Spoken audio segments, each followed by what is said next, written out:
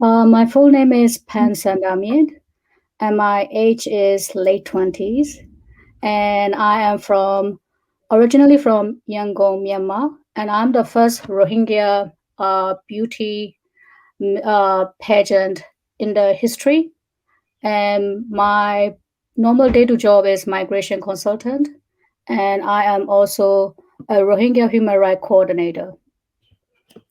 Fantastic. So you came to Australia how many years ago? Um, a decade ago, And since you, 2009. okay. And your work as an activist, now you're working as in human rights. Tell us a little bit about your country, your history, and what got you to this point to be an activist. To be honest, it's actually my blood, because my paternal grandfather is the first Rohingya Masia who has saved the first Rohingya genocide in 1958, along with his university students, East Pakistan Governor Zakir Hussain. We are the most prosecuted ethnicity in the whole world. The reason is because Rohingya is the only ethnicity that faced genocide, not only one, not two, three times.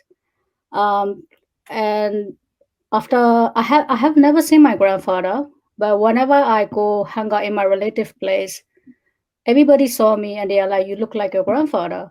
Mm. And even though I haven't seen such great person, but I always been inspired by his story. And most of the time, my family they never come forward in the activism. The reason is because we are very vulnerable ethnicity, and if we try to speak up, most of the time our voice has been shut by the extremists. Now, a lot of people don't really know the history of Myanmar. And I really want this show to be a show that educates people, that tells the real story of what goes on the ground. Can you take us back a little bit to how the genocide has been perpetuated year after year? What is the conflict? What is actually happening on the ground? Um, I don't know about the ground, but I grew up in my country. Most of the time, actually, I am the also the first, the first Rohingya who came in public. I used to have a Burmese passport, and I Okay. also finished my high school in Burmese school, well-known high school, Augustine. Most of the time, a lot of authority will say Rohingya are not our citizen. Mm. But I'm the first one who got a passport, and I came in public.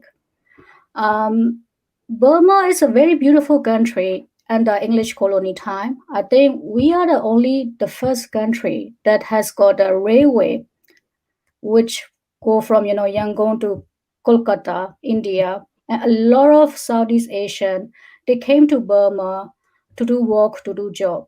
But when it go under military power, the country become really, um, we are not even developing at all. Mm. And Wow. also, and most of the time, people think that Rohingya is an Islamophobia issue. No, it's actually more than that. Um, because in our Rohingya, we also have Buddhist Rohingya as well. We also have Hindu Rohingya as well.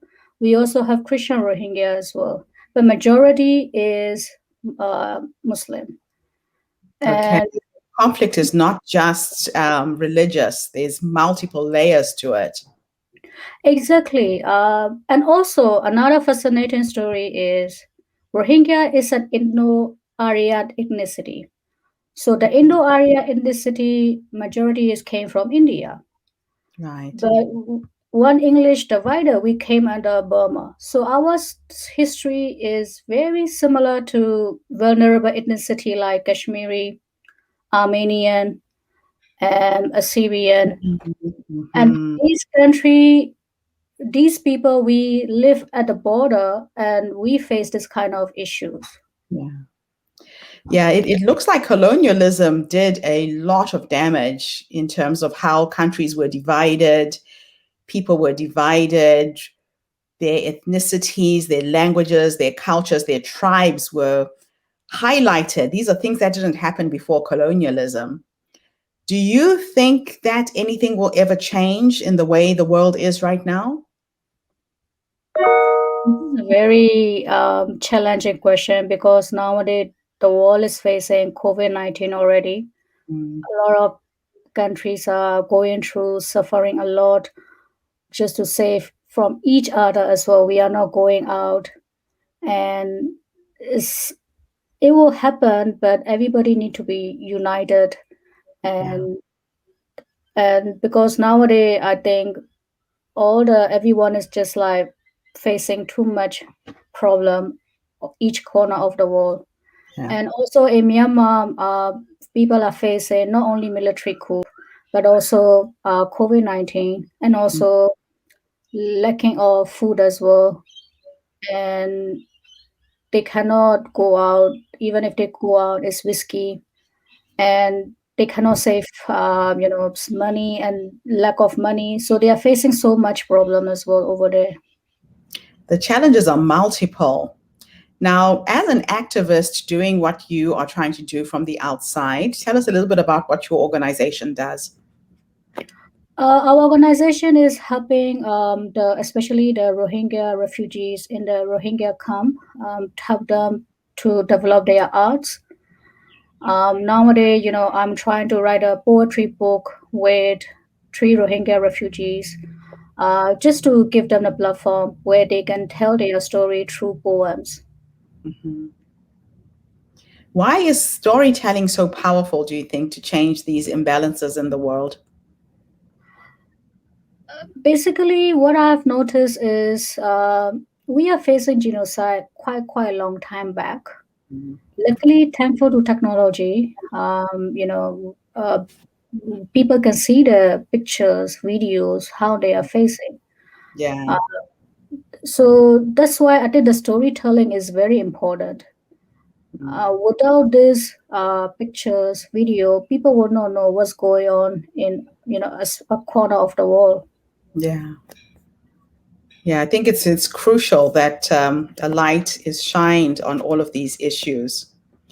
Ye- So, mhm, That's true as well. If we look at a like recent incident, Black Lives Matter, mm, it becomes so powerful because the lady she did a video, and it yes, just all corner part of the world everybody started speaking up. yeah. That's why I think the storytelling is very important. And the power of social media to disseminate the stories as well, right? I'm hoping that as we're having this conversation, there's somebody in another part of the world who didn't know anything about Myanmar, who didn't know anything about the Haringa people, will be educated today and maybe go online and do some research and actually see what it is you're talking about. Because you're right, the images are out there. Everybody's got a cell phone, everybody can report these issues now. So at least things are not just in a dark box and people are suffering in silence without being seen and without being heard. So if you were a magician and you could solve this problem that is happening in your homeland, what do you think the solution is?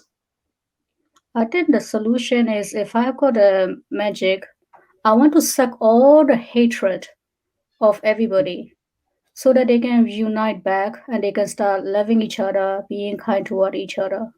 I Mm. just want to suck all the kindness, all the hatred only. I think that's the only thing missing in that country. And hatred comes from a lack of understanding, a lack of really knowing the other person, a lack of empathy and sympathy, correct?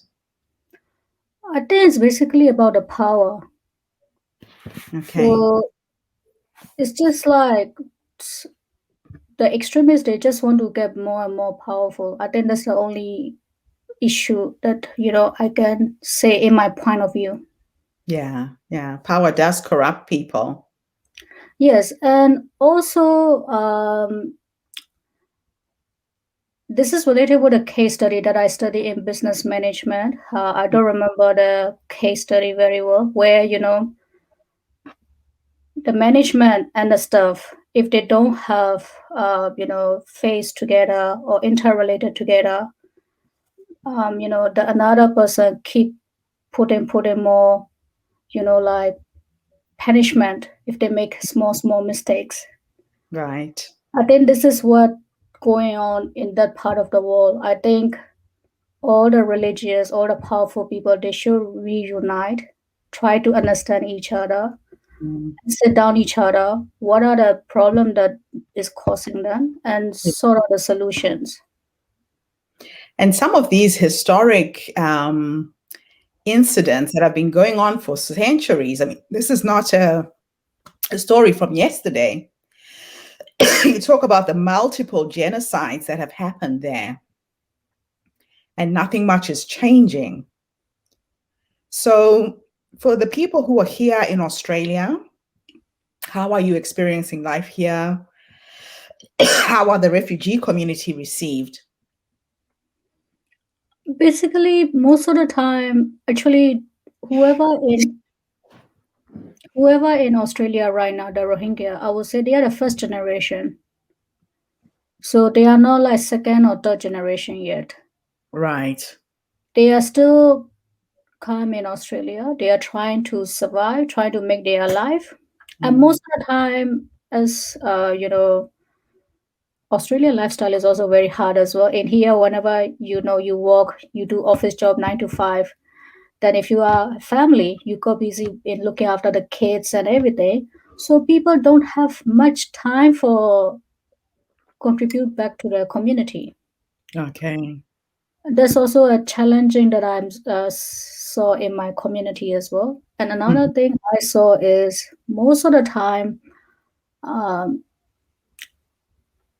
there are also some Rohingya out there who are having a stable life, good life, but Yes. they never come and speak up. The reason is because they just only, scared from this kind of extremist issues, and that's why it create more and more, issues. And division amongst people. Yep, and also most of the time we also have our family, some of our relatives back in our country. We also Mhm. need to think about their safety as well and their issues as well. So you can't be seen to be doing too much publicly with the fear that family back home will be affected, correct? Exactly. Mm. That's very challenging. That is very challenging. So based on what this whole life experience has taught you, if you were to go back to the younger you when you were leaving your home country, coming to Australia, what nuggets of wisdom would you have given that young woman? I'm saying this because there might be another young woman from your country who's just arrived in Australia, doesn't know where to start. The language is different, the food is different, the culture, everything is different.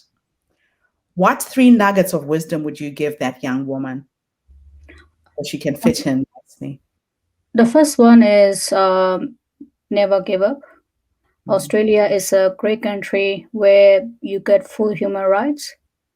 And number second one is whenever you see any injustice, try to speak up.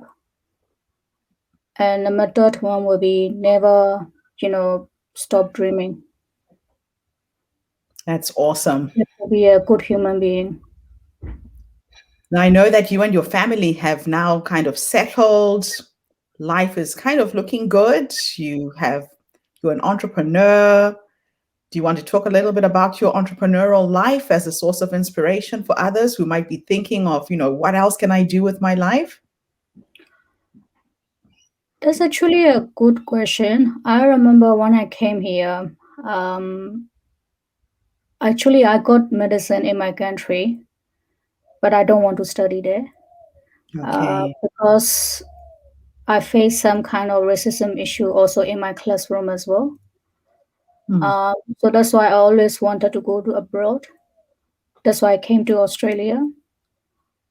Because in my school, I if they found out that I'm Muslim, Hindu, or Christian, they used to tease us like kalama, which is in a Hindi word in Urdu, it means black. Okay. in Arabic or in Persian, it means hala. So that's why we faced that kind of thing. And I was like, I don't want to study further there. And I came to Australia. Hmm. And the golden time doesn't last that long. Then I lost my father. Oh. And a few issues happened. Then Hmm. after that, I didn't give up.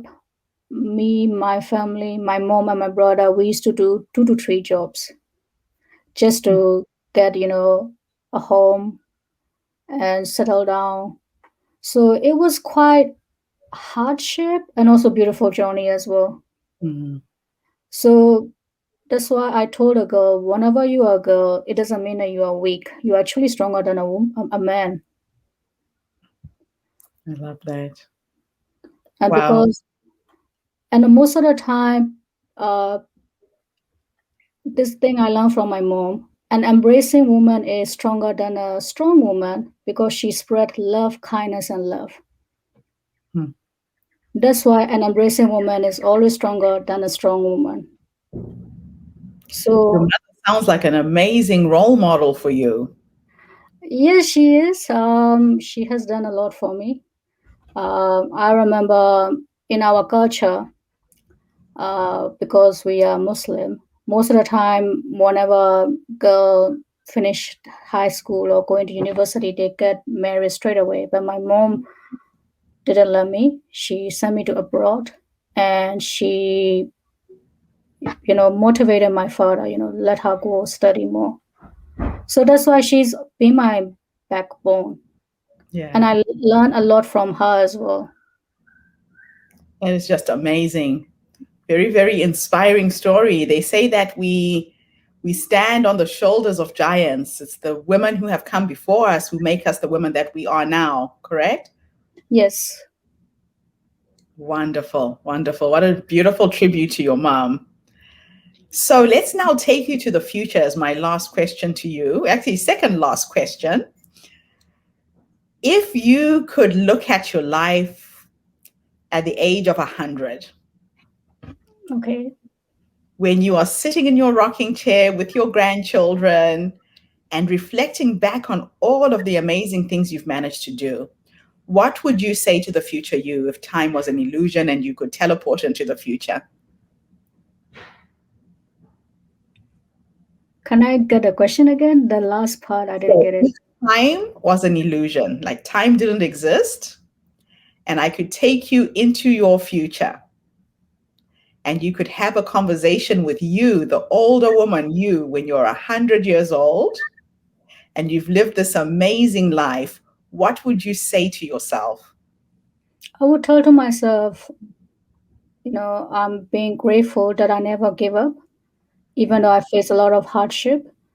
Without your vision, I wouldn't be here today. That's beautiful. And the amazing thing is, time is an illusion. Your future self is already there waiting for you to catch up with her. I do this a lot when I go into meditation, when I'm trying to work something out. I see the vision of where I want to go, and I have those conversations with the future me. I ask myself, how did we do this? What's my next step? And she will guide you there. So good luck with everything you're doing. Is there any question I should have asked you that I missed out? Not really. You ask quite a lot. It cover a lot. That's awesome. So this was a good interview. I've done a good job. Thank you Thank so you. much for coming online and gracing us with your presence. Thank you to everybody who was online and listening to us this morning. You know, the world's problems are very, very small.